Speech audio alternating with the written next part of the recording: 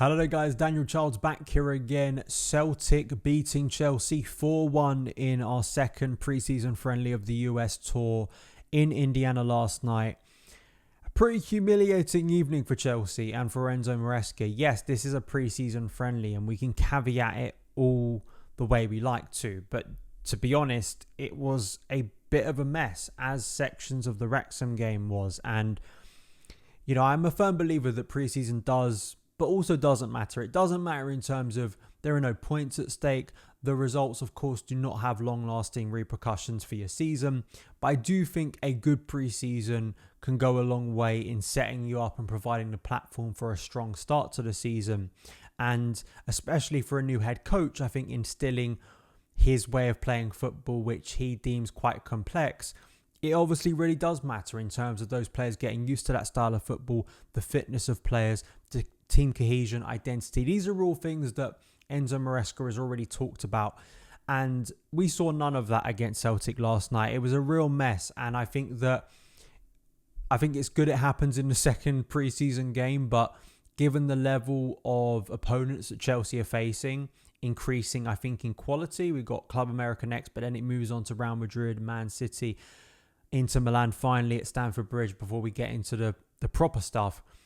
There are some really worrying signs early on, and I think that, you know, I don't want to go completely overboard, even though I have been someone who's been very critical because, again, it is only pre-season. But, you know, I flash back to almost, you know, a couple of years ago. I think it was almost this weekend, 2 years ago now? I was in Orlando to watch the Arsenal 4 Chelsea 0 game. And that game in particular was very, very alarming because Chelsea, I think, had played one or two games. May have been a game later in our pre-season. But the signs were all there for a really bad season. You know, the team looked unfit. It looked miles behind Arsenal, who hadn't had many more minutes than us at that point. The team looked lacking energy, confidence, any form of technique and guile and kind of substance to them. And obviously that preceded a very disastrous season. So it's not always the case that you can look at a pre-season defeat and go, it means absolutely nothing. To some people it does, and maybe there's some evidence that is the case. But I do think if you watch these pre-season games and Chelsea don't have any good performances before the start of the season, I don't think that's a good sign personally. I really do think you've got to have some tangible sign of things getting better, because these games are meant to be a warm-up, a runway to the season, and you want to be, by the end of that runway, taking off in a sturdy and kind of capable way, rather than having a failed takeoff, which unfortunately Chelsea have had in recent seasons. So the team lineup itself and the players that played, we saw Mudryk for the first time in pre-season. We saw Renato Vega very late on in the game. In terms of personnel, there were actually some positives. I think Chelsea started very well. And the bizarre thing about this game was that I think in attack at times, yes, very classic Chelsea thing of not finishing our chances, which I know a lot of people were being alarmed by. But I do think Mark Gui once again looked like a very exciting player. I actually, you know, I've given a lot of criticism to Chelsea's transfer recruitment, but I think him in particular, coming from La Masia, could prove to be a shrewd piece of business, because just on the evidence, very short evidence we've got so far of him, I think he's a hard worker. He also looks like someone a little bit like Nicholas Jackson in a sense. He's a little bit unorthodox inside the box. He has an ability in very tight areas to keep the ball under his control, which again is a very Barcelona style of developing players. Is it that surprising? And yeah, he works his socks off. He gets himself about. These are very basic things right now, but he is a very young forward. So I'm not going to be judging him like I did it with Jackson last year. I'm not. He cost 4 million, 5 million, 6 million. So to judge him like a 50 million striker is obviously massively unfair. But I've liked what I've seen so far. I think he needs to be putting away some of these chances. But at the same time, I think he's looked pretty bright. He's been one of the brightest players so far, albeit we've only got 2 games. But the problem that Chelsea had was that the nice intricate play in Kunku, Chukwuemeka, Gui, Mudryk a little bit, Madueke, Lavia was playing some nice passes. When we got into the final third, there was some nice combination play, especially in the first half. But it seemed like the moment Celtic realised that you bypass our press, there's tons of space to run into. But also the moment you press Chelsea in kind of any way, we crumbled very easily. We gave the ball away very cheaply. That came through either Robert Sanchez, who had to do a lot of work in this game, or just in the sense that Chelsea's structure in between midfield and defence, the gaps were there to exploit, and Celtic did exploit them. The first goal wasn't exactly a transition, but the space at the edge of the box for O'Reilly to just, open up his body and curl it into the bottom corner was pretty simple, really, and really poor goal to concede.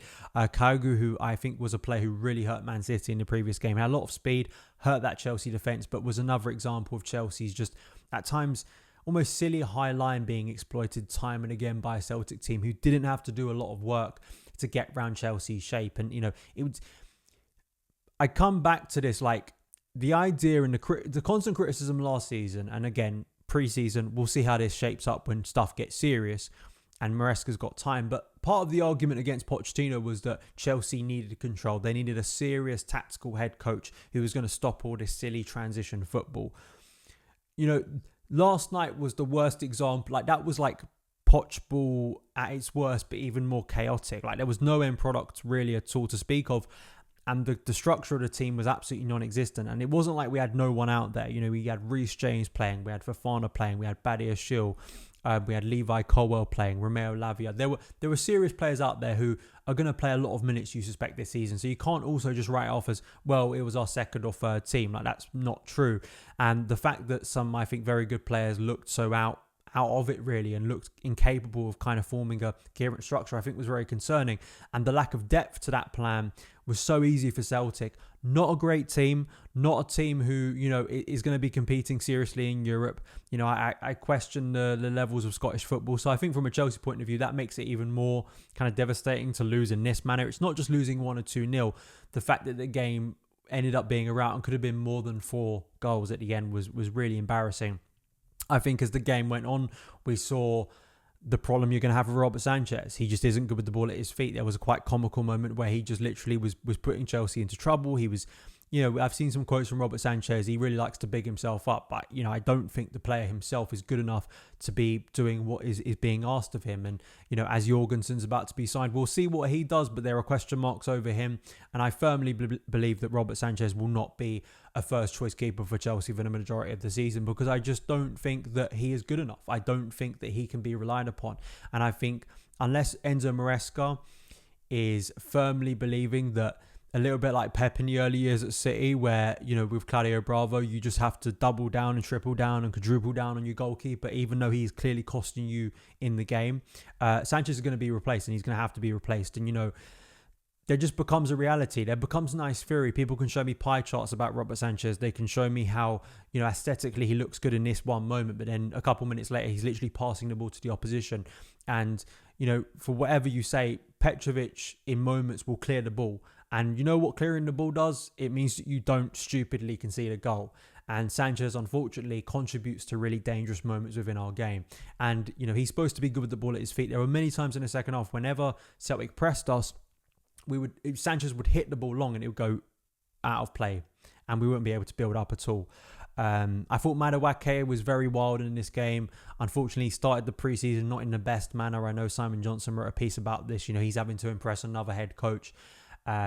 His end product just isn't there, unfortunately. Raheem Sterling, I thought, a bit like Madueke in the sense that he, on that left, actually was bringing a lot more quality and directness than Mudryk did. But then the final ball, the final decision was awful as well. So on both flanks, really, it was a real shame. And we barely got to see any of Tyreek George, which is a real disappointment given that he played in the first game. I'd like to see a lot more of him because, there's an opportunity for Tyreek George. I firmly believe that. Chukwuemeka, I thought, had some nice moments. I think, Christopher Nkunku played a majority of this game. And I think slightly concerning is that, you had several players who have been injury prone or had injury problems over the past season get a load of minutes here. And I guess coming through it unscathed is a positive, but I guess it's also kind of a worry that you've got to manage those players' minutes. We don't want them going overboard. I know there's a lot of medical science that goes into this and managing players, whether they're in the red or not. But I just hope we're not pushing these players too quickly, too soon. It's only the second game of pre-season. You have several players playing about 90 minutes. So I hope those players are managed well. Of course, we're waiting to see the likes of Dewsbury Hall, who's picked up an injury, ironically. Very Chelsea. He's a Chelsea player now. He's picking up injuries in pre-season. We'll hopefully see a bit more of Vega, who barely got a cameo appearance here. And some others too. I mean, Tosin Adarabioyo, I think, came on a half-time.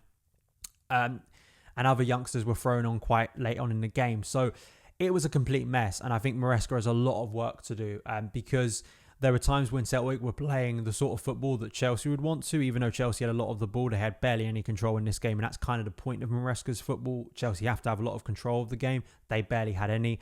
The ease to which Celtic, not an amazing team, bypassed our defence was really concerning. Yes, Celtic have started the preseason quite well. They did beat Man City, but that was a very, very young Man City team. Yes, it did have Erling Haaland. Yes, it had Jack Grealish, but it had a lot of its key players out. And this was much more closer to what I would kind of deem or think would be a Chelsea first team. We're not going to have Cucurella, Cole Palmer or Conor Gallagher on the US tour, which is a bit of a shame. Those obviously are 3 potential first teamers, but it was bad. It was really bad. The unfortunate thing, other than Gui, other than a late penalty from Nkunku that was put away nicely and some nice combination play in the first half, really, this was a really, really bad outing. And I think there were a lot of question marks. And when you couple it with a League One side like Wrexham getting through our defence very easily, he's going to have to work on that, Maresca, because I'll stress this again. Chelsea are not in a position where they can afford for another transition season where we end 7th or 6th. The reality is Chelsea need Champions League football this year. They need to start winning games. And this ownership needs Chelsea to start winning games for a lot of reasons, for some evidence that they deserve to be backed, some evidence that this direction of travel is going in a positive direction, but also just the financial reality that Chelsea need Champions League football. We cannot have a season where it takes about 6 or 7 months for Maresca's style of play to start working, because by then Chelsea may already be out of a Champions League hunt. So yeah, there's a lot of work to do. And you do also ponder our transfer business of, I put this out on my Instagram of asking a serious question, and I've put up a graph and made a graph that I'll be showing on my news show when we look at transfers, and asking a serious question, is Chelsea's squad any better than it was at the end of last season? And I have to say, I don't think you can say yes. I think at best you can say, well, maybe it's a little bit of a tie, but I don't think our squad has been significantly strengthened. And of course, Trevor Chalobah put out a little post at full time. I think he's well within his rights to, the club overlooking one of their best defenders.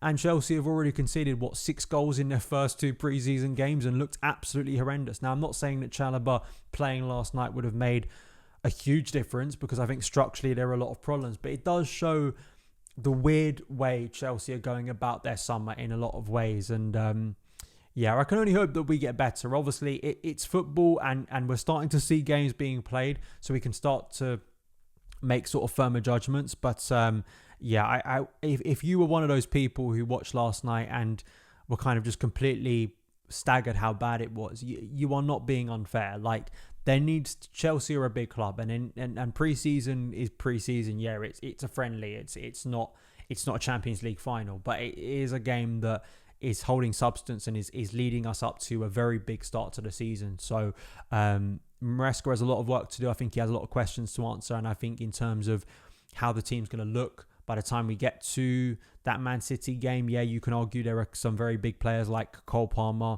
Conor Gallagher missing, but that doesn't really excuse the lack of shape, the lack of discipline, the lack of substance, and the ease to which not the best team in the world easily walked through Chelsea. So hopefully that's being reconciled and reevaluated by Maresca. We'll see how that shapes up for the rest of pre-season. Those are my thoughts. Let me know yours in the comments below, and I'll see you again very soon. All the best.